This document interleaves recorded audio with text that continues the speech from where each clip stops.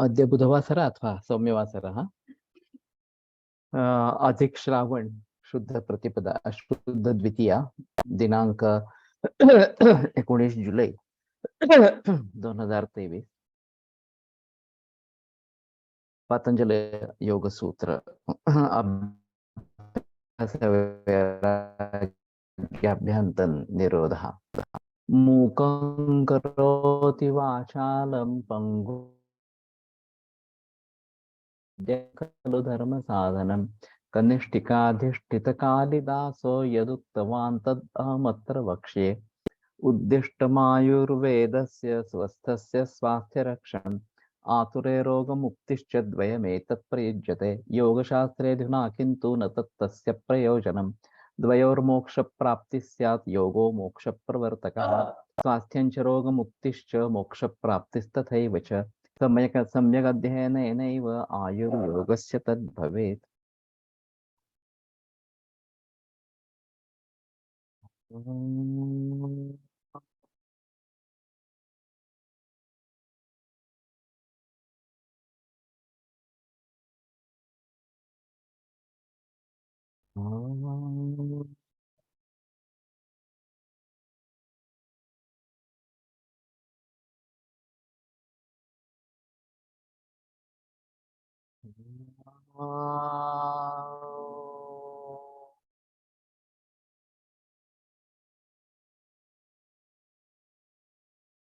ओम शांति शांति शांति।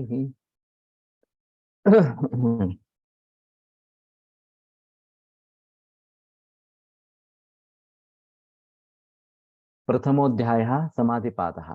अथ योगानुशासनं योगश्चित्तवृत्तिनिरोधः तदा द्रष्टुस्वरूपे अवस्थानं वृत्तिसारूप्यमितरत्र वृत्तयः पञ्चतयः क्लिष्टाः प्रमाणविपर्यय विकल्पनिद्रास्मृतयः प्रत्यक्षानुमानागमाः प्रमाणानि विपर्यय मिथ्याज्ञानम् अतद्रूपप्रतिष्ठम् शब्दज्ञानानुपाती वस्तुशून्यो विकल्पः अभाव प्रत्यालम्बना वृत्तिर्निद्रा अनुभूत विषया संप्रमोषः स्मृतिः अभ्यास वैराग्याभ्यंतन निरोधः तत्र स्थितौ यत्नोऽभ्यासः स तु दीर्घकाल नैरन्तर्य सत्कारा सेवितो दृढभूमिः दृष्टानुश्रयित विषय वितृष्णस्य वशीकार संज्ञा वैराग्यम तत्परं पुरुषख्यातिर्गुणवैतृष्ण्यम् वितर्क विचारानंदा स्मिता रूपानुगमात् संप्रज्ञातः विराम प्रत्याभ्यास पूर्व संस्कार शेषोन्यः भव प्रत्यय विदेह प्रकृतिलयानाम् आश्रद्धा वीर्य स्मृति समाधि प्रज्ञा पूर्वक इतरेषां तीव्र संवेगानाम् आसन्नः मृदमध्यादिमात्रत्वात् ततोपि विशेषः ईश्वर प्रणिधानाद्वा क्लेशकर्म विपाकाशैरपरामृष्टः पुरुष विशेष ईश्वरः तत्र निरतिशयं सार्वज्ञबीजं स पूर्वेषामपि गुरुकालेनानवच्छेदात् तस्य वाचकः प्रणवः तच्चपस्तदर्थभावनं ततः प्रत्यक्केतनादिगमोऽप्यन्तराया भावश्च व्याधिस्त्यान संशय प्रमादालस्या विरति भ्रांति दर्शनालब्धभूमिकत्वानवस्थितत्वानि चित्त विक्षेपास्ते अंतरायाः दुःख दौर्मनस्य अंगमे जयत्व श्वास प्रश्वासा विक्षेप सह भुवः तत्प्रतिषेधार्थम एकतत्वाभ्यासः मैत्री करुणा मुदितोपेक्षाणां सुख दुःख पुण्य विषयाणां भावनातश्चित्त प्रसादनम प्रच्छर्दन विधारणाभ्यां वा प्राणस्य विषयवती वा प्रवृत्तिरुत्पन्ना मनसस्थिति निबंधिनी विशोका वा ज्योतिष्मति वीतराग विषयं वा चित्तं स्वप्न निद्रा ज्ञानालम्बनं वा यथाभिमत ध्यानाद् वा परमाणु परम महत्वान्तोस्य वशीकारः क्षीणवृत्तिरभिजातस्यैव मणिर्ग्रहीतृग्रहणग्राह्येषु तत्सततञ्जनता तन्मापत्तिः तत्र शब्दार्थज्ञान विकल्पैः संकीर्णा सवितर्का समापत्तिः स्मृति परिशिद्धौ स्वरूपशून्यैवार्थमात्र निर्भासा निर्वितर्का एतयैव सविचारा निर्विचारा च सूक्ष्म विषया व्याख्याता सूक्ष्म विषयत्वंचालिंग पर्यवसानं ताएव च बीज समाधि निर्विचार वैशार अध्यात्म प्रसाद ऋतंभरा तत्र प्रज्ञा श्रुतानुमान प्रज्ञाभ्याम अन्य विषया विशेषार्थत्वात् तज्ज संस्कारोन्य संस्कार प्रतिबंधी तस्यापि निरोधे सर्व निरोधात् निर्बीज समाधि इति पतंजलि विरचिते योग सूत्रे प्रथम समाधिपादः द्वितीयोऽध्यायः साधनपादः तपस्वाध्यायेश्वर प्रणिधानानि क्रियायोगः समाधि भावनार्थ क्लेश तनुकरणार्थश्च अविद्यास्मिता रागद्वेषाभिनिवेशाः क्लेशाः अविद्या क्षेत्रमुत्तरेषां प्रसुप्ततनु विच्छिन्नोदराणाम् अनित्याशुचि दुःखानात्मसु नित्यशुचि सुखात्मक ख्यातिरविद्या दृग्दर्शन शक्ति और एकात्मते वास्मिता सुखानुशयी रागा दुखानुशयी द्वेषः स्वरसवाहि विदुषोऽपि तथा रूढोऽपि निवेशः ते प्रतिप्रसव हेयाः सूक्ष्माः ध्यान हेयाः तद्वृत्तयः क्लेशमूलः कर्माशयो दृष्टादृष्टजन्म वेदनीयः सत्यमूले तद्विपाको जात्यायुर्भोगाः तेल्लाद परितापफलाः पुण्यापुण्यहेतुत्वात् परिणामतापसंस्कार दुःखैर्गुणवृत्तिविरोधाच्च दुःखमेव सर्वं विवेकिनः हेयं दुःखम् अनागतं द्रष्टुदृश्य संयोगो हेयेतुः प्रकाशकृति क्रियास्थितिशीलं भूतेन्द्रियात्मकं भोगापवर्गार्थं दृश्यम् विशेषा विशेषलिङ्गमात्रा लिङ्गानि गुणपर्वाणि द्रष्टादृशिमात्रः शुद्धोऽपि प्रत्ययानुपश्यः तदर्थ एव दृश्यस्य आत्मा कृतार्थं प्रति नष्टमप्यनष्टं तदन्धसाधारणत्वात् स्वस्वामिशक्त्यः स्वरूपोपलब्धिहेतुः संयोगः तस्य हेतुरविद्या तदभावात् संयोगाभावो हानं तदृशेः कैवल्यम् विवेकख्यातिरविप्लवा हानोपायः तस्य सप्तधा प्रान्तभूमि प्रज्ञा योगांगानुष्ठानात् अशुद्धिक्षय ज्ञानदीप्तिरा विवेकख्यातेः यम नियम आसन प्राणायाम प्रत्याहार धारणा ध्यान समाधयो अष्टावंगानि अहिंसा सत्यास्तेय ब्रह्मचर्या परिग्रहा यमाः जाति देश कला काल समयानवच्छिन्ना सार्वभौमा महाव्रतम् शौच संतोष तपस् स्वाध्यायेश्वर प्रणिधानानि नियमाः वितर्क बाधने प्रतिपक्ष भावनम् वितर्का हिंसादयः कृतकारितानुमोदता लोभ क्रोध मोह पूर्वका मृदु मध्याधिमात्रा दुःखाज्ञानानंत फला इति प्रतिपक्ष भावनम् अहिंसा प्रतिष्ठायां तत्सन्निधौ वैरत्यागः सत्य प्रतिष्ठायां क्रियाफलाश्रयत्वम् अस्तेय प्रतिष्ठायां सर्वरत्नोपस्थानम् ब्रह्मचर्य प्रतिष्ठायां वीर्यलाभः अभ्यग्रह स्थैर्य जन्म कथनता संबोधः शौचात् स्वांग जुगुप्सा परैर संसर्गः सत्वशुद्धि सौमनस्य एकांद्रिय सत्वशुद्धि सौमनस्य एकाग्रेन्द्रिय जयात्मदर्शन योग्यत्वानि च संतोषाद अनुत्तम सुखलाभः कायेन्द्रिय सिद्धिरशुद्धि क्षयात् तपसः स्वाध्यायात् इष्टदेवता संप्रयोगः समाधि सिद्धिरीश्वर प्रणिधानात् स्थिरसुखमासनम् प्रयत्नशैथिल्यानंत समापत्तिभ्यां ततो द्वन्द्वानभिघातः तस्मिन् सति श्वास प्रश्वासोर्गतिविच्छेदः प्राणायामः बाह्याभ्यंतर स्तंभ वृत्तिर्देशकाल संख्याभिः परिदृष्टो दीर्घ सूक्ष्मः बाह्याभ्यंतर विषयाक्षेपी चतुर्थः ततः क्षीयते प्रकाशावरणं धारणाश्च योग्यता मनसा स्वविषया संप्रयोगे चित्तस्वरूपानुकार इवेन्द्रियाणां प्रत्याहारः ततः परमावश्यता इन्द्रियाणाम् इति पतंजलि विरचिते योगसूत्रे द्वितीय साधनपादः।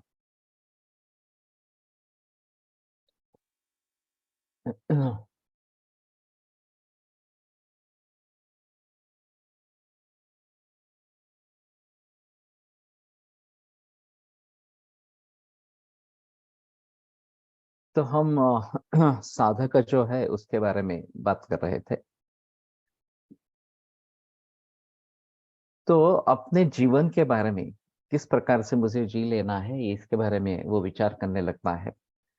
अपना आहार सात्विक और मित इस प्रकार का रखता है, निद्रा पर नियंत्रण करने लगता है, दुर्जनों का सहवास टालकर संजन संगति में रहता है, सरल शरीर व्यापार में युक्तता रखता है, सदग्रंथों का परिशीलन बड़े आस्था से करने लगता है और उदरभरण के लिए जो प्रपंच व्यवसाय या देह रक्षण के लिए आवश्यक जो भोजनादि व्यवहार इनके लिए जितना समय चाहिए उतना ही समय देते हुए बाकी सभी काल योगाभ्यास में और तदनुकूल श्रवण मनन इसमें वो बिताने लगता है। अगर संक्षेप में कहा जाए तो उसका सभी जीवन अध्यात्म प्राप्ति इस केंद्र के इर्द गिर्द होता है या इस केंद्र में भी में ही लगा हुआ होता है। इंद्रिय मन बुद्धि ये तीनों वासनाओं के अधिष्ठान है। इन अधिष्ठानों से धीरे धीरे भोग वासना जो है उनका उच्चाटन करना, उनको निष्कासित करना, इसका साक्षात्कार सभी तरीके से किए हुए इस प्रयासों के द्वारा साधक को आने लगता है। कछुआ जैसे अपने सभी अंगों को सभी तरीके से अंदर समेट लेता है, उसी प्रकार साधक अपनी इंद्रियों को विषयों से संकुचित कर लेता है और अनिच्छा या दूसरे की इच्छा के अनुसार या प्रारब्ध के अनुसार यदि विषय सेवन उसको करना पड़े, तो भी विषयों का संबंध आने के बाद जैसे पूर्व काल में उसको हर्ष विषाद ये होते रहते थे, वैसे अभी नहीं होते हैं। तो कहने का तात्पर्य था ये है कि धीरे धीरे विषयों के बारे में अनासक्त इस प्रकार से हो जाना, काम्य निषिद्ध दोनों प्रकार के नहीं है, या राग द्वेष के परे इस प्रकार से निकल जाना, ये इसमें एक अहम इस प्रकार की बात है।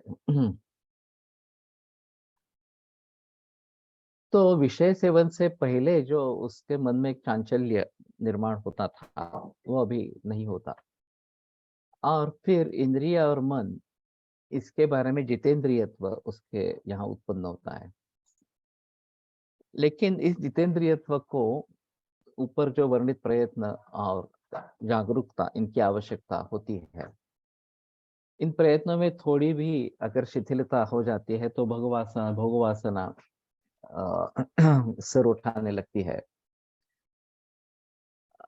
और ये जितेंद्रियत्व प्रत्येक प्रयत्नों के सातत्य पर निर्भर है, और साधक का सहज स्वभाव इस अवस्था तक अभी तक पहुंचा नहीं होता। इसका कारण यह है कि इंद्रिय और मन, इनके यहाँ यद्यपि जितेंद्रियत्व की प्रतीति हो रही हो, तथापि भोग वासनों का तीसरा अधिष्ठान जो बुद्धि, उसमें से उसका मूलतः उच्चाटन या निष्कासन हुआ नहीं होता, अभी तक हुआ नहीं होता इस प्रकार से।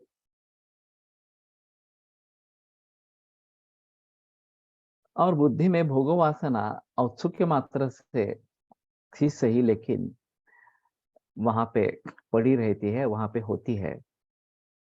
इंद्रिय और मन स्वाधीन होने के बावजूद भी बुद्धि इस अधिष्ठान में विषय वासना अगर बीज रूप से होती है, तो उसकी जागृति न होने के लिए साधनों की आवश्यकता खत्म नहीं होती, साधन चालू ही रखने पड़ते हैं। ये जो वैराग्य की अवस्था है, वो योग शास्त्र में वैराग्य की एकेंद्रिय संज्ञक तीसरी अवस्था इस प्रकार की हो। तो हमारे हिसाब में भी मन और बुद्धि ये दोनों अलग अलग इस प्रकार के हैं, और दोनों पर काबू पाना आवश्यक इस प्रकार का रहेगा। दोनों का समाधान होना, ये भी मनोबुद्धि समाधानम, ये भी बात चरकाचार्य ने कही है। तो इन दोनों का समाधान होना इस प्रकार के आवश्यक इस प्रकार का रहेगा, और दोनों पर नियंत्रण पाना ये आवश्यक होगा। तो ये एकेंद्रिय संज्ञक तीसरी अवस्था है। इन इस अवस्था तक पहुंचने तक साधक का योगाभ्यास नित्य चालू ही रहता है। अभ्यास और वरी ऊपर साधक का चित्त संप्रज्ञात समाधि जो सवितर्कादि उत्तरोत्तर एक इस प्रकार से वर्णन किए गए हैं, उसमें से आगे आगे बढ़ता रहता है। संप्रज्ञात समाधि की चौथी पायरी या चौथी स्टेप, जो निर्विचार संप्रज्ञात समाधि, उसमें चित्त का प्रवेश होने तक बुद्धि में ये भोगवासना संस्कार रूप से रहती है। तो निर्विचार संप्रज्ञात समाधि तक ये बुद्धि में वासना रहती है इस प्रकार से, और फिर संस्कार रूप से रहती है। जैसे इस समाधि का अभ्यास बढ़ता जाएगा, तो वो समाधि संस्कार दृढ़ हो जाते हैं, और बुद्धि में प्रसुप्त होने वाले विख्यान संस्कारों का वो नाश कर सकते हैं। तो इन तीन अवस्थाओं से गुजरते हुए हमें आगे का जो वशीकार संज्ञक वैराग्य है, उसके तरफ मुड़ना है। निर्विचार समाधि में वैशार्ध्य प्राप्त हो गया, तो बुद्धि में जो सभी व्युत्थान संस्कार है वो दग्ध प्राय इस प्रकार के हो जाते हैं। और जैसे भर्जित धान अंकुरित नहीं होता, उसी प्रकार जिस बुद्धि में बीज भाव से रहे हुए व्युत्थान संस्कार दग्ध भाव को प्राप्त होने के जरिए योगी प्रारब्धानुसार व्युत्थान दशा में अगर है, तो भी उन संस्कारों को वासनाओं के अंकुर नहीं आ सकते। तो ये एक बड़ा इस प्रकार का माहौल है कि हमारे ही जो पूर्व कर्म है, वो हमें भुगतने ही पड़ते हैं, ऐसा एक मत प्रचलन में है। चाहे अच्छे हो, चाहे बुरे हो, जो भी हो, लेकिन उसके जो फल है, वो हमें भुगतने ही पड़ते हैं।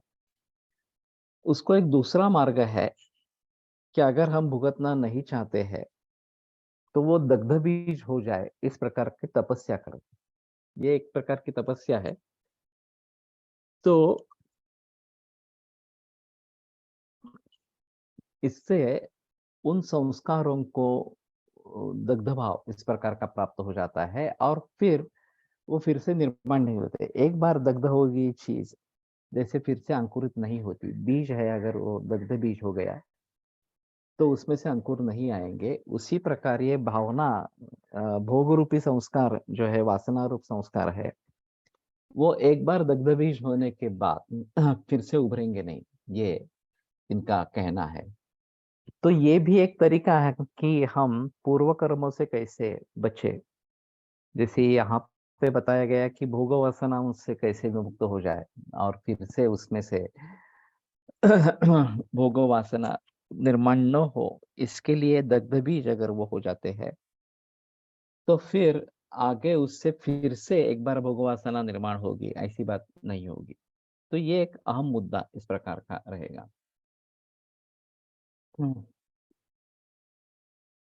यहाँ योगी के चित्त में विषय के बारे में पूर्ण वैतृष्ण्य, बिल्कुल तृष्णा नहीं, इस प्रकार की हो जाती है। और वैराग्य स्थैर्य के लिए प्रयत्न या साधनों की आवश्यकता फिर नहीं रहती, क्योंकि जो अंकुरित हो पाए इस प्रकार के भोग वासनाओं के संस्कार रहे ही नहीं। जैसे हम एलर्जी के बारे में बताते हैं, उत्पादक हेतु और व्यंजक हेतु, ये हमारे यहाँ निर्देश है। तो उत्पादक हेतु यानी कि उत्पन्न करने वाला हेतु, और व्यंजक हेतु यानी कि एक्सप्रेस करने वाला, उसको व्यक्त करने वाला हेतु। अभी एलोपैथी में सभी जो महत्व दिया जाता है वो व्यंजक हेतु को दिया जाता है, कि पोलन ग्रेन्स की एलर्जी है, डस्ट की एलर्जी है, या फिर पेंट की एलर्जी है, सेंट की एलर्जी है, वगैरह वगैरह, इस प्रकार से बताया जाता है। और फिर उसका सेवन टालने के लिए सलाह दी जाती है। लेकिन ये तो केवल व्यक्त करने वाला इस प्रकार का है। मूल रूप से उत्पादक हेतुओं से, कारणों से अगर कफ या पित्त निर्माण हो रहे हैं, तो उनको रोकना जरूरी है।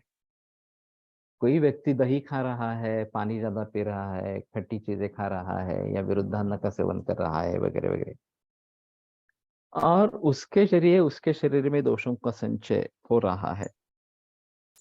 और फिर जिस चीज की एलर्जी हो, चाहे डस्ट हो, चाहे परागकण हो, वगैरह वगैरह, उसके संपर्क होते ही तुरंत ये जो कफपित्त प्रकोप है वो उछल उठता है।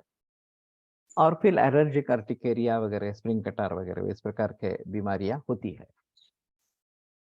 अब इन जिसको एलर्जी है, उन पदार्थों का संपर्क टालना ये आवश्यक है, उसमें संदेह की बात नहीं है। लेकिन उससे भी आवश्यक है कि जिन कारणों से कफ और पित्त निर्माण हो रहे हैं, उनको टालना, और चाहे तो वमन विरेचन, रक्त मोक्षण करके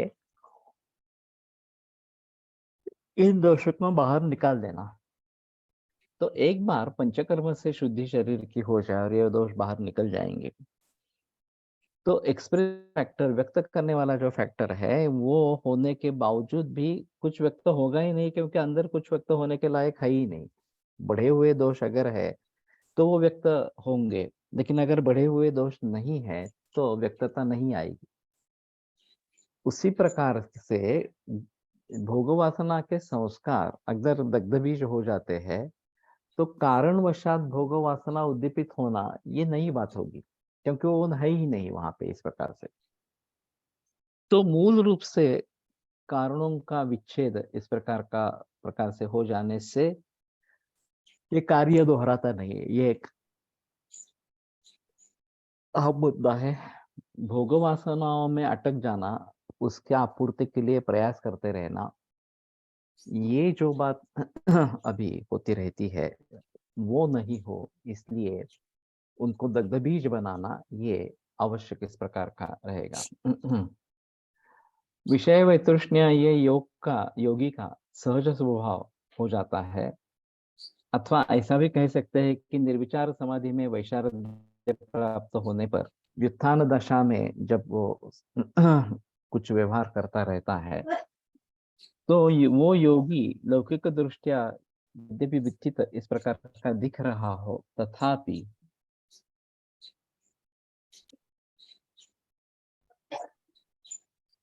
तत्वतः वो समाधि में ही रहता है।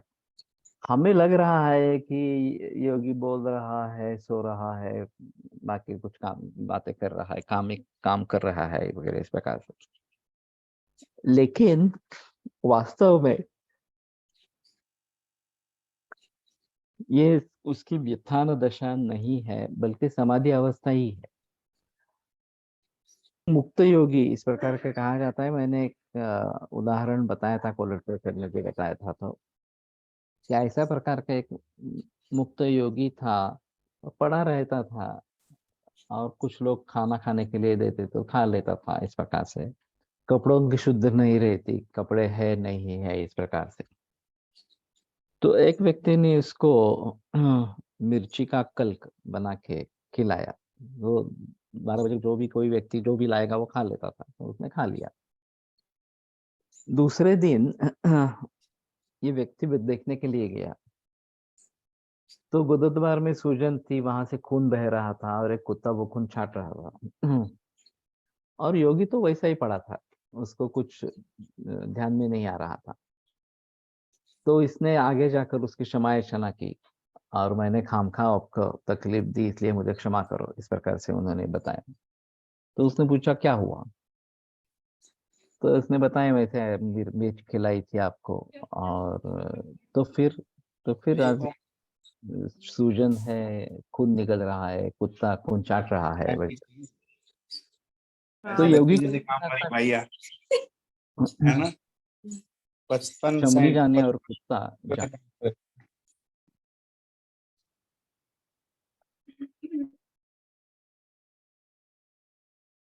चमड़ी जाने और कुत्ता जाने, मैं देह नहीं हूं, ना हम देह। तो देह में कुछ हो रहा है तो मुझसे क्या लेना देना, मैं अपने आनंद में मशगूल इस प्रकार का हो। तो ये बहुत ही कठिन अवस्था है, ये बहुत ही मुश्किल अवस्था है, इस प्रकार की अवस्था को प्राप्त करना। शरीर में थोड़ी भी चुभन होती है, कोई कांटा घुस गया हो या कहीं दर्द हो रहा हो, तो हम बेचैन हो जाते हैं कि कब इससे छुट्टी मिलेगी इस प्रकार से, और कब मैं स्वस्थ हो जाऊं इस प्रकार से। तो देह में कुछ भी हो सकता है, बड़ी बड़ी बीमारियां भी हो सकती है, फिर भी अगर आप मुक्त है तो आपको उनसे कुछ लेना देना इस प्रकार का नहीं है। आप वैसे भी आनंद में रहेंगे, समाधान में इस प्रकार के रहेंगे। लोगों के हिसाब से इसको तकलीफ हो रही है, इस प्रकार की बात हो सकती है, लेकिन उनके हिसाब में देह का कोई संबंध ही नहीं है, वो तो आत्मा स्वरूप, पर ब्रह्म स्वरूप इस प्रकार के है। तो कोई सुख दुख किसी भी प्रकार की अनुभूति नहीं है इस प्रकार से, क्योंकि व्युत्थान दशा और समाहित दशा, इनमें योगी के दृष्टि से कुछ भी भेद नहीं रहा होता। तो समाधि अवस्था में जैसे आत्मस्थ मनस स्थिर शरीर से योगज्ञतम योगम ऋषय विदु, ये जो बात बताई गई है, तो बाकी इंद्रियार्थों से कुछ लेना देना नहीं होता है, उनसे जो सुख दुख होना है वो भी नहीं होता है इस प्रकार की। और ये अवस्था और व्युत्थान दशा की अवस्था, इनमें कोई भेद ही नहीं होता, वो सदैव समाहित दशा में ही रहते हैं। लोगों को लगता है कि व्युत्थान दशा में इस प्रकार के हैं। चित्त में विषय वासना उदित न होते हुए ध्येयाकार चित्त रखना, ये समाहित अवस्था हो। और ये योगी प्रारब्ध के अनुसार व्युत्थान दशा में होने के बावजूद भी चित्त में विषय वैतृष्ण्य होने के जरिए वासनाओं का उदय होना अशक्य इस प्रकार का होता है, और अभ्यास बल से उसका चित्त व्युत्थान दशा अवस्था में भी, व्युत्थान दशा में भी ध्येय का अनुसंधान करता रहता है, कर सकता है इस प्रकार से। तो उसको कोई फर्क नहीं पड़ता बाहर क्या चल रहा है, मेरी क्या स्थिति है, वगैरह वगैरह। शरीर माध्यम खलु धर्म साधनम, ये अलग बात है। ये कालिदास का श्लोक है,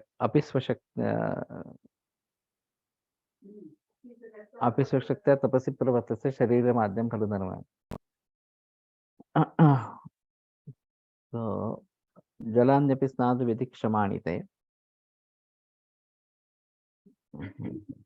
शंकर पार्वती को पूछते हैं कि तुम्हारा स्वास्थ्य अच्छा है ना, इस प्रकार से, क्योंकि शरीर माध्यम खलु धर्म साधनम, शरीर ठीक है तो ही धर्म का वो साधन है, नहीं तो धर्म साधन वो नहीं बन सकता इस प्रकार से। तो ये शुरू की अवस्था में होता है कि हमें शरीर की तरफ ध्यान देना है, दुख किसी प्रकार का न हो, सुख मिलता रहे, वगैरह वगैरह, इसके बारे में सोचना है। लेकिन जैसे जैसे आगे बढ़ेंगे वैसे वैसे इस अवस्था से आगे जाएंगे, और फिर मैं देह नहीं हूं तो देह के सुख दुख जो है, भोग है, वो मुझ पर कुछ काम नहीं करने वाले, इस प्रकार की स्थिति होती है। तो यहाँ शरीर का विचार गौण हो जाता है, उसके बारे में ज्यादा सोचना ही नहीं है, साधन ही है, साध्य नहीं, इसलिए इसका उपयोग साधन रूप में ही करना चाहिए। तो हम काफी जगह ये भूल जाते हैं कि हम साध्य क्या करना चाहते हैं। हम साधनों में अटक जाते हैं कि पैसा सुख का साधन है, तो हम उसके पीछे दौड़ने लगते हैं क्योंकि हमें सुख चाहिए इस प्रकार से। लेकिन कुछ लोग पैसा ही कमाते रहते हैं, सुख का उपभोग कभी लेते ही नहीं है। क्योंकि उनको लगता है और पैसा कमाऊं, और पैसा कमाऊं, और फिर बाद में उपभोग ले लूं, इस प्रकार से। तो ये बात होती नहीं है। तो साध्य हमारा सुख है, ये भूल जाते हैं, और साधन को ही साध्य बना देते हैं, और फिर उसी में अटक जाते हैं। ये काफी बार देखा जाता है। तो उद्दिष्ट की पूर्ति होने के लिए हमें कहीं अटकना नहीं है इस प्रकार से। और शरीर माध्यम खलु धर्मासाधनम शुरू में है, लेकिन बाद में उसकी आवश्यकता नहीं रहेगी। एक बार हम देह व्यापारों से आगे चले जाएंगे तो फिर देह व्यापारों के बारे में सोचने की आवश्यकता इस प्रकार की नहीं रहेगी। इसलिए निर्विचार वैशारद्य तक अगर योगी की प्रगति हो जाती है तो उसमें जो चित्त वैतृष्ण्य निर्माण होता है उसका भंग होने का समय नहीं आता। वो एक तरीके से अखंड समाधि में ही रहता है। वो खाता है, पीता है, स्नान करता है, शौच वगैरह देह व्यापार करता है, लेकिन ये सभी होने के बावजूद भी उसके चित्त में जो विषय वैतृष्ण्य निर्माण हुआ है उसमें किंचित भी क्षति नहीं आती। ये जो वैराग्य विषय वैतृष्ण्य रूप चौथी अवस्था, उसी को प्राकृत सूत्र में वशीकार संज्ञक वैराग्य बताया है।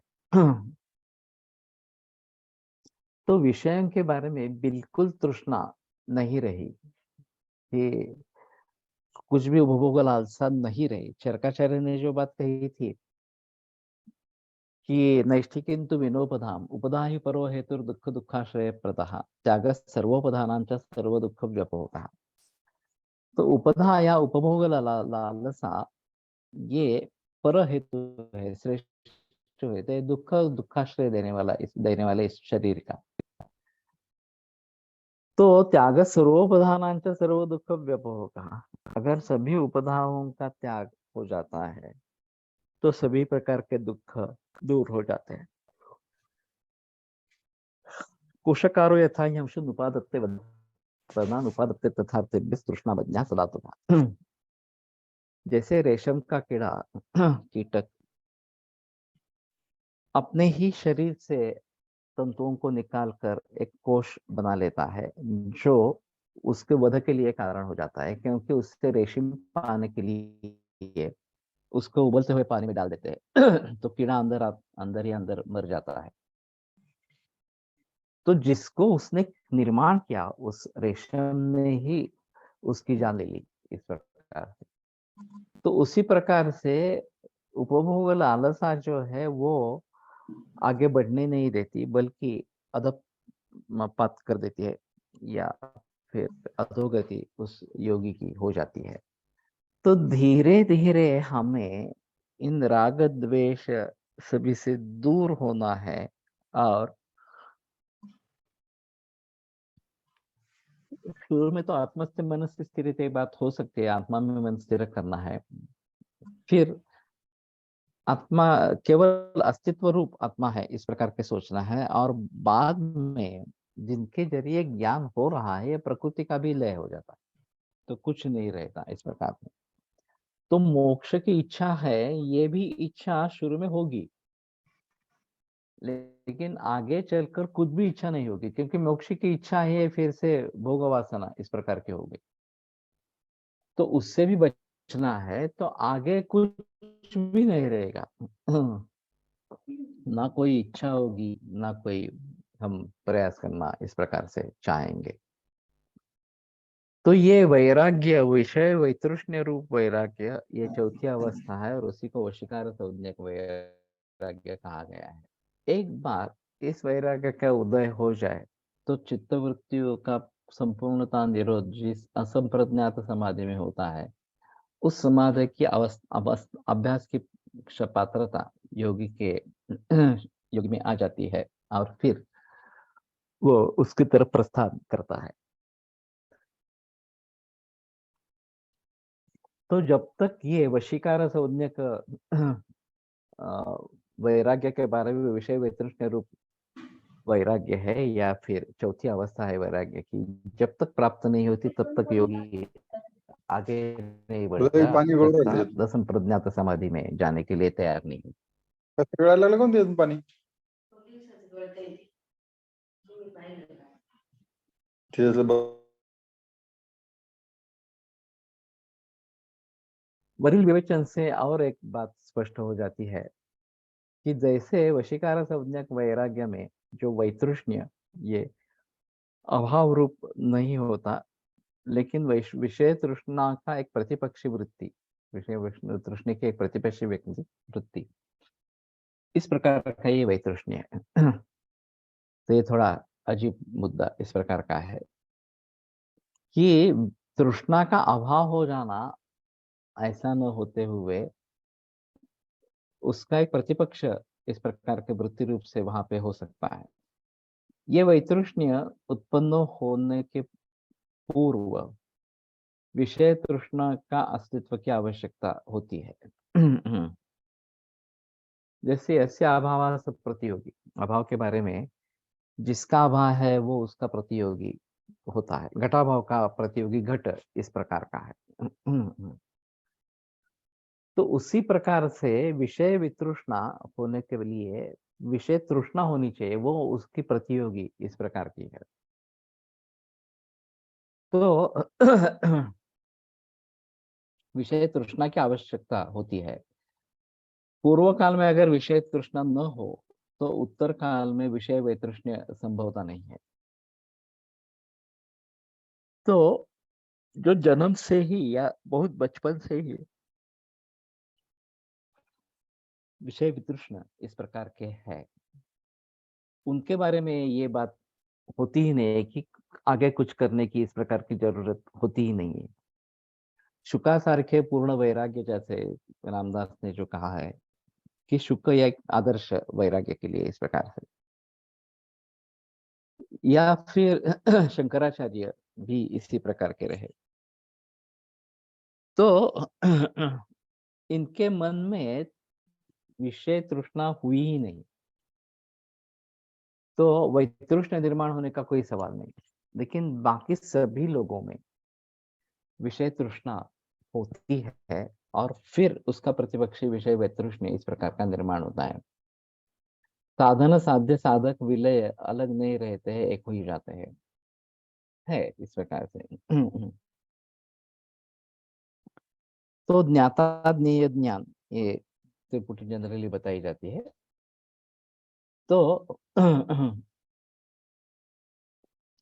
सभी एक रूप हो जाते हैं। जो जानना है वो भी वही है, जिससे जानना है वो भी वही है, और जो ज्ञान है उसका वो भी वही है, तो अलग, उससे अलग कुछ है ही नहीं, तो सभी ब्रह्म रूप इस प्रकार का ही है। तो फिर ये त्रिपुटी जो है वो नहीं रहती इस प्रकार से। तो कहने का तात्पर्य अर्थ ये है कि विषय वैतृष्ण्य निर्माण होने के लिए पहले विषय तृष्णा होना जरूरी है, किंवा अनुश्रवी का ही नहीं है, वितृष्णा भी नहीं है, अर्थात तद विषय वैतृष्ण्य रूप वैराग्य भी नहीं। तो विषय तृष्णा, ये वैतृष्ण्य का पूर्व रूप इस प्रकार का है। तो विषय वैतृष्ण्य ये उत्तर रूप इस प्रकार का है। तो अभी जैसे मैंने कहा कि शुक या शंकराचार्य या इस प्रकार के अन्य व्यक्ति, ज्ञानेश्वर भी हम कह सकते हैं, कि इस प्रकार का तृष्णा का अभाव, तृष्णा है ही नहीं इस प्रकार से, तो वैतृष्ण्य निर्माण होने का कोई सवाल इस प्रकार का नहीं है। लेकिन ये अपवाद स्वरूप है।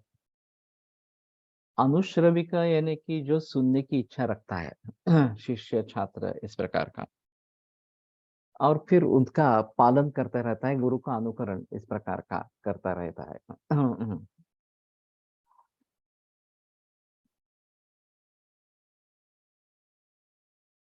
पूर्व काल में अगर विषय तृष्णा न हो तो उत्तर काल में विषय वैतृष्ण्य संभवता ही नहीं।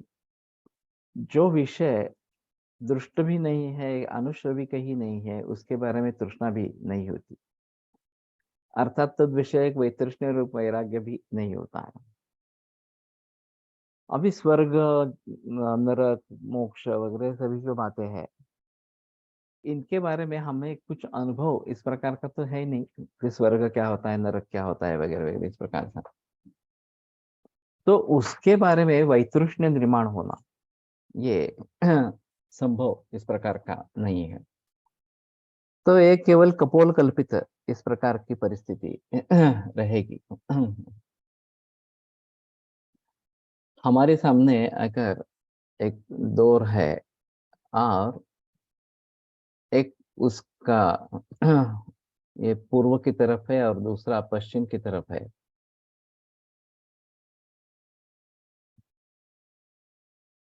तो दोनों जो सिरे है वो परस्पर विरुद्ध दिशा में होने के बावजूद भी वो एक ही दौर के दो इस प्रकार के सिरे होते हैं। उसी प्रकार विषय विषय तृष्णा और विषय वैतृष्ण्य ये एक ही मनोवृत्ति की दो दिशाओं में जाने वाली दो सिरा इस प्रकार की है। ये एक मनोवृत्ति यानी कि सुख का शोध इस प्रकार का हो, वास्तविक आत्मा सच्चिदानंद स्वरूप है। सच्चिद आनंद, इसमें से सत यानी कि आप जो हम है उसके बारे में किसी को शंका नहीं होती। उसी प्रकार से चित यानी कि चैतन्य स्वरूप हो, हम है, इसके बारे में शंका नहीं रहती, जड़ पदार्थ नहीं। लेकिन आनंद रूप जो आत्मा का आनंद रूप है वो हमें उसका स्फुरण नहीं होता है, उसकी अनुभूति इस प्रकार की नहीं होती। जो संप्रज्ञात समाधि में सानंद इस प्रकार की जो संप्रज्ञात समाधि है उसमें हमें प्राप्त होती है। चित्त के यहाँ जो अनादि अविद्या रूप प्रतिबंध, उसके जरिए आत्मा का आनंद रूप चित्त में प्रतीत नहीं होता। तो अविद्या ये अविद्या क्षेत्र अविद्या आगे वाले दुखों का मूल इस प्रकार का है।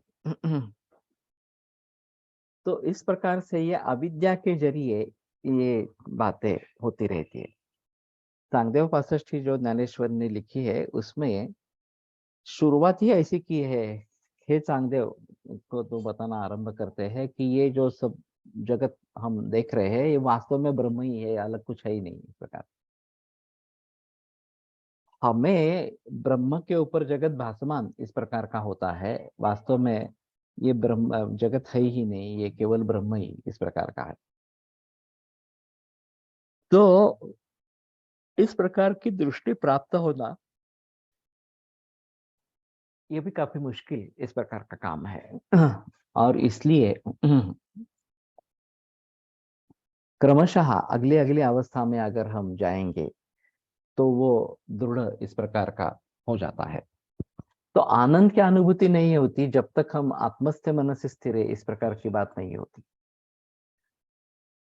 और सत और चित, ये जो उन्होंने बताया कि सत्य यानी कि अस्तित्व है हमारा, इसके बारे में कोई संदेह नहीं है।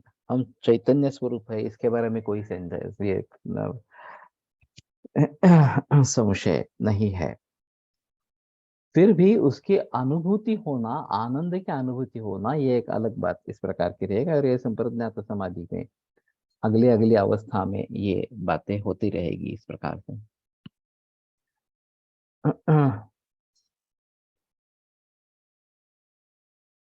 इंद्रिय स्वभावतः बहिर्मुख होने के जरिए उनकी स्वाभाविक प्रवृत्ति बाह्य विषयों की तरफ होती है। इसलिए सुख के प्राप्ति के लिए मन इंद्रिय द्वारा बाह्य विषयों की तरफ आकृष्ट होता है। आनंद रूप जब प्रत्येक आत्मा उसके तरफ मुड़ता नहीं है। अनेक जन्मों के अनुभवों से बाह्य विषय में सुख नहीं है, ये मन का निश्चय हो जाता है। आनंद या सुख की प्राप्ति के लिए आत्मा की तरफ मुड़ना अवश्य होता है। और वो क्या है? तो वो शाश्वत आनंद का स्थान इस प्रकार का है। ये ज्ञान जीव को आप्त वचनों से होता है और मन सुख के सुख ढूंढते ढूंढते अंतर आत्मा की तरफ मुड़ता है। तो बाह्य विषयों में हमारा सुख है, ये हम शुरू से मानते हैं और उसके पीछे दौड़ते रहते हैं। फिर पता चलता है कि अरे सर्वम आत्मवशम सुखम सर्वम परवशम दुखम, ये दूसरे किसी चीज पर निर्भर है, तो वो हमारे लिए सुख का साधन नहीं बल्कि ब्रह्मेव चाहिए। जीवो ब्रह्मेव नापरः। या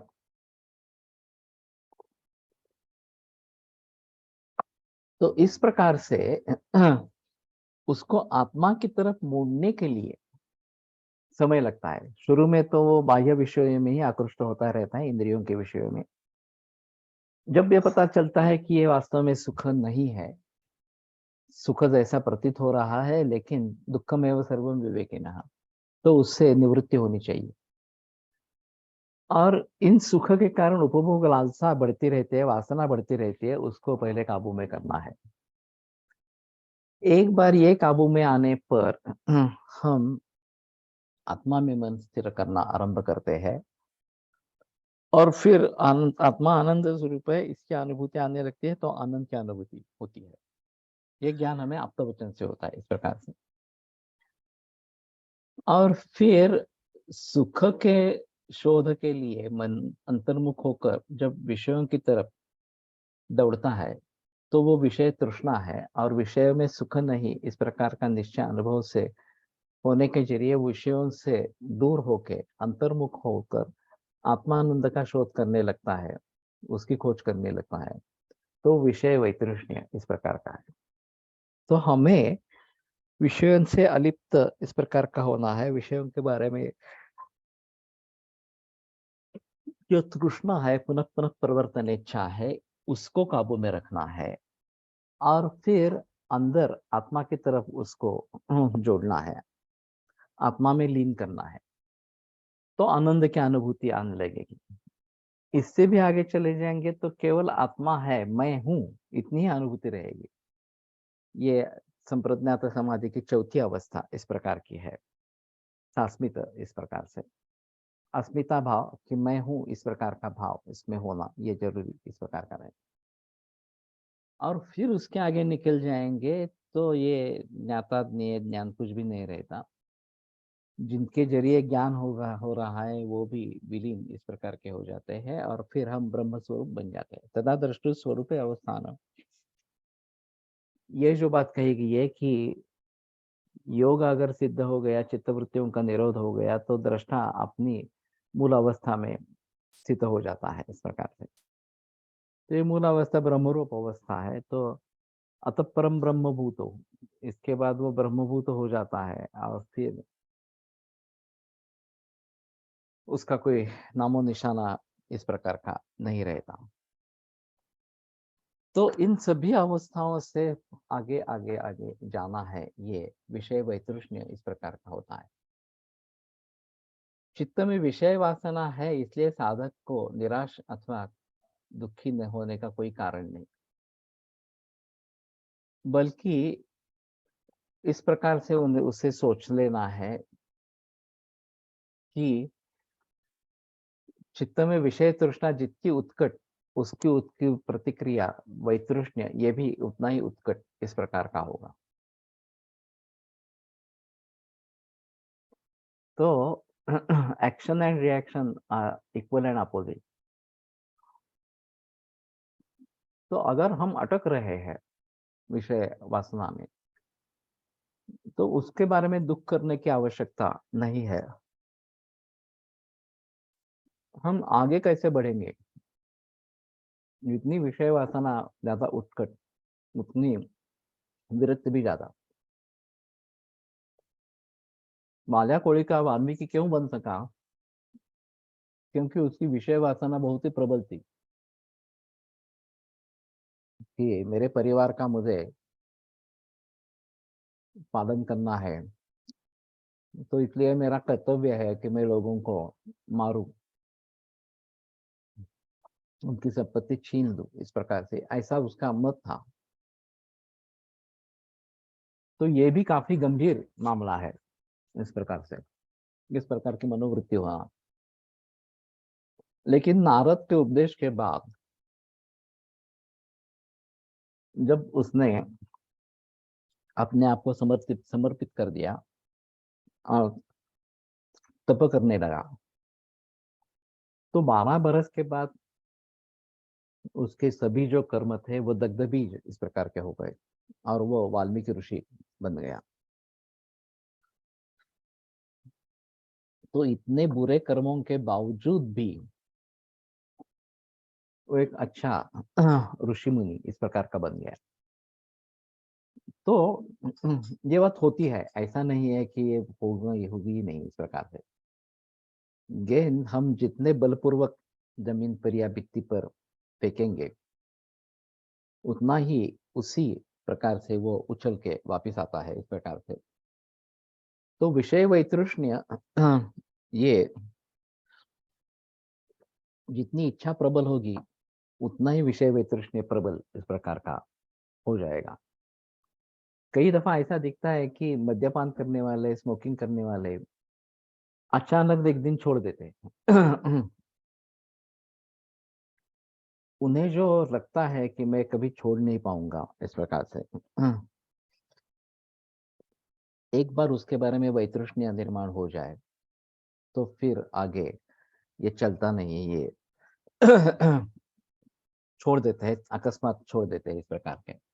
if sattvabal is heen, then how this much transformation possible? नहीं होता है, सत्वबल हीन है तो नहीं होता है।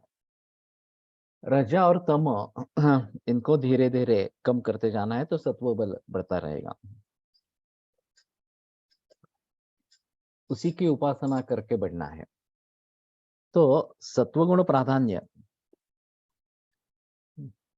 अगर होता रहेगा, तो धीरे धीरे ये तृष्णा जो है, उपभोग लालसा है, वो कम होती जाएगी और हमारा वैराग्य बढ़ता जाएगा इस प्रकार से। तो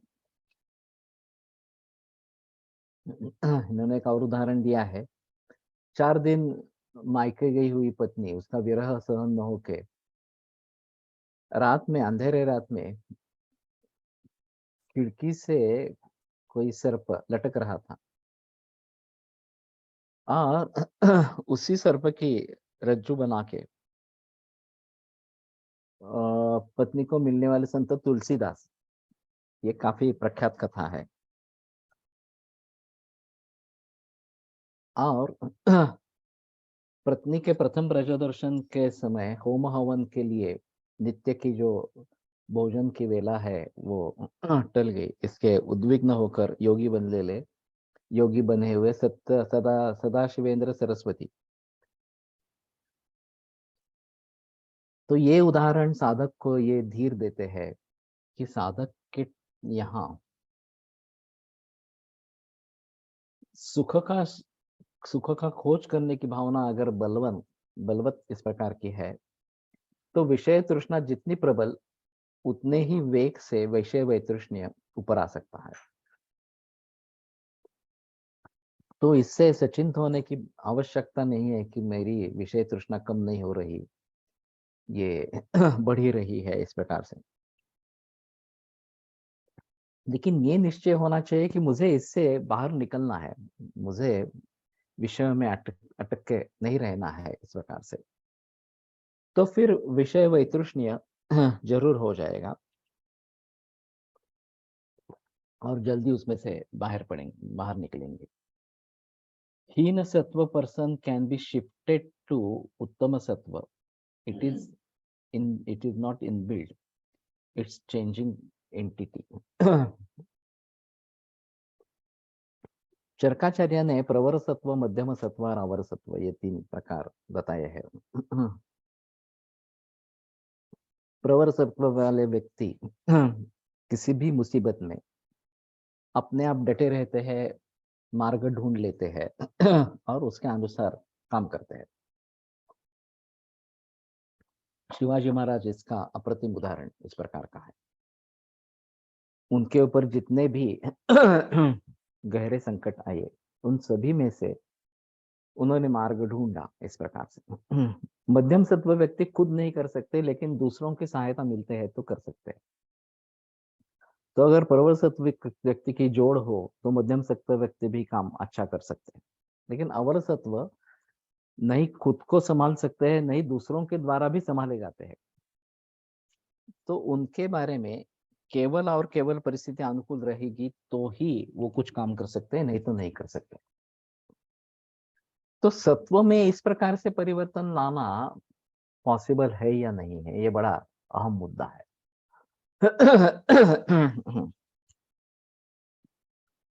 तो हो सकता है, ऐसी बात नहीं है कि सत्व में परिवर्तन लाना होगा ही नहीं, अशक्य है इस प्रकार के, लेकिन उसको काफी प्रयास करने पड़ते हैं, दृढ़ निश्चय होना चाहिए, तभी ये बातें हो सकती है। अगर दृढ़ निश्चय नहीं हो तो ये बातें नहीं होती। तो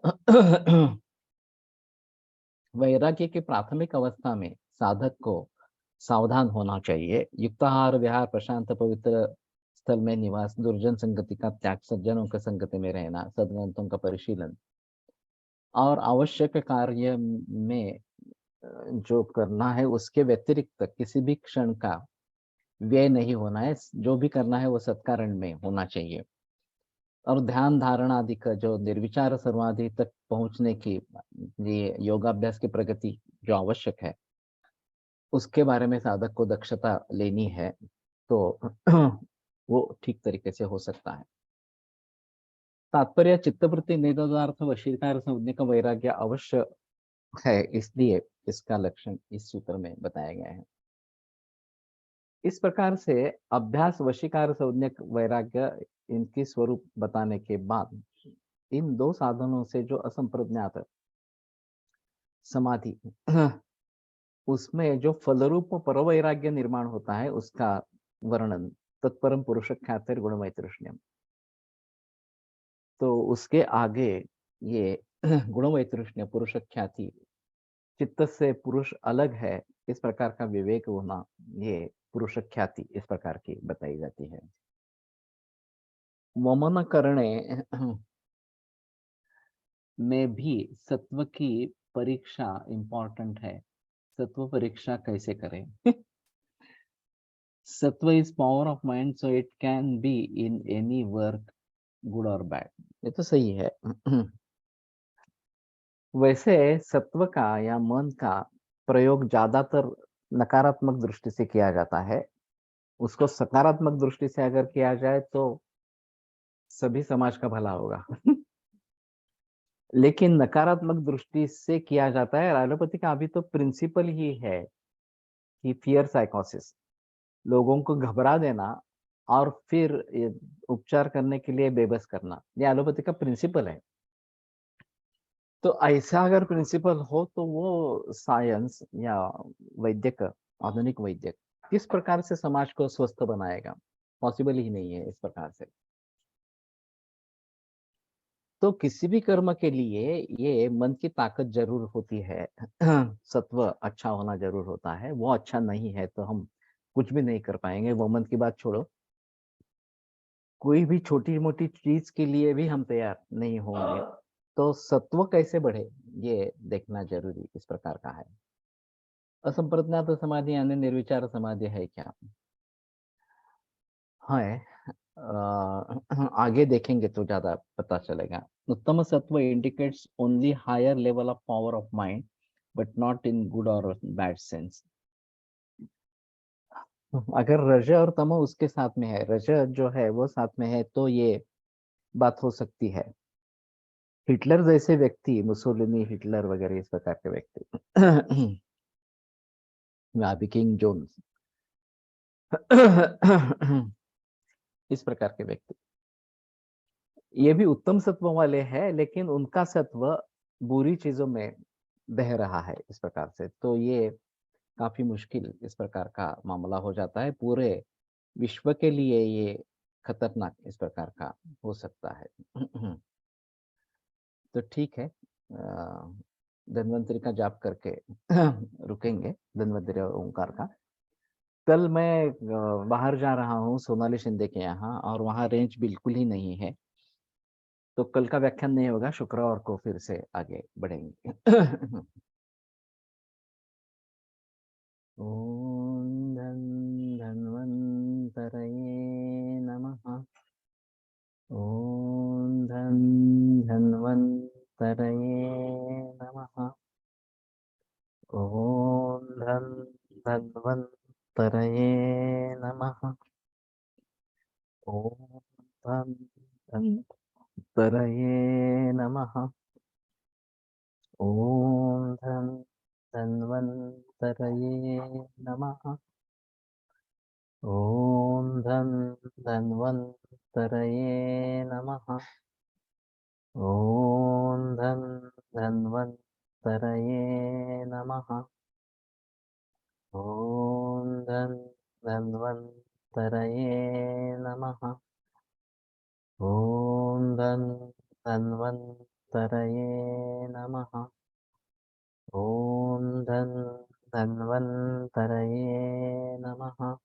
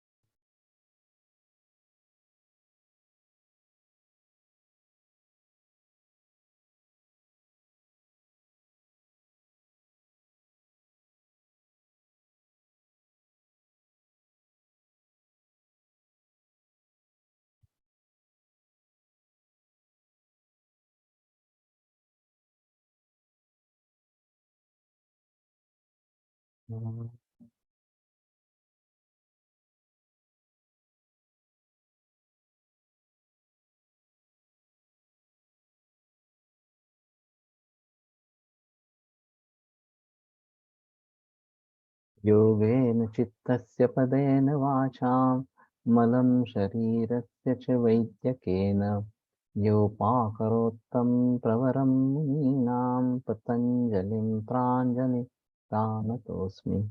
विरम्यते व्याख्यान व्यापारात्। परश्वः पुनरपि मिलिष्यामः। तो कल लेक्चर नहीं होगा, परसों मिलेंगे।